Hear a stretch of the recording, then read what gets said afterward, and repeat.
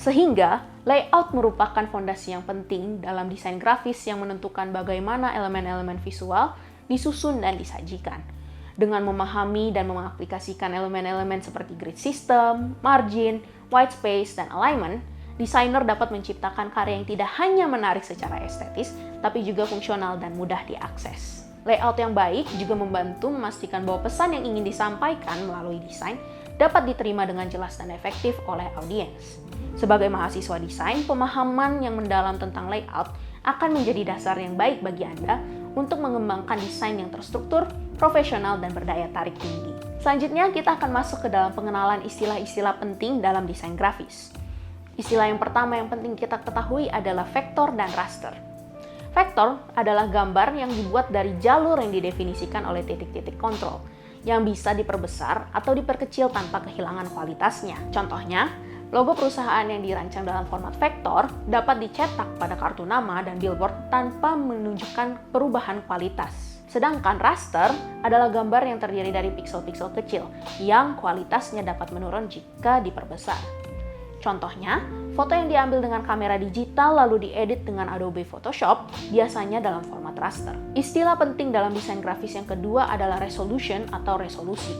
Resolusi merupakan ukuran detail atau ketajaman gambar yang biasanya diukur dalam DPI atau dots per inch. Semakin tinggi resolusinya, semakin baik kualitas gambarnya. Contohnya dapat dilihat sebagai berikut.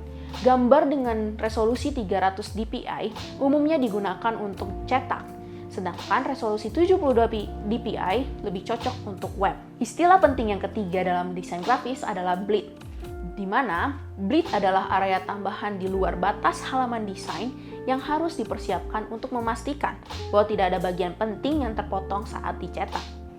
Contohnya, poster yang dicetak dengan bleed memastikan bahwa gambar atau warna latar belakang tetap penuh sampai tepi setelah pemotongan. Istilah yang selanjutnya adalah typography hierarchy atau hierarki tipografi. Hierarki tipografi adalah pengaturan teks berdasarkan urutan prioritas, dari yang paling penting hingga yang paling tidak penting, untuk membantu pembacanya melalui konten secara logis. Contoh hierarki tipografi adalah dalam artikel berita online.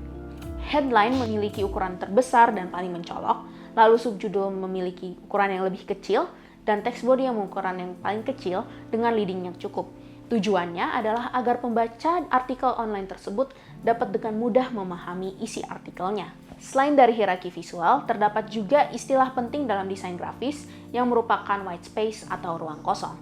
Di mana white space ini adalah area dalam desain yang tidak terisi oleh elemen-elemen visual atau teks yang digunakan untuk menciptakan keseimbangan dan fokus. Contohnya, desain minimalis seperti poster ataupun web sering memanfaatkan white space untuk menonjolkan elemen-elemen yang lebih penting dan menciptakan kesan elegan. Jika kita kembali kepada contoh pada hierarki tipografi, white space membantu membaca lebih mudah untuk materi ataupun text body yang ukurannya lebih kecil, di mana kita dengan dapat mudah membedakan satu baris dengan baris yang lainnya sehingga terdapat hierarki tipografi yang kita bisa baca.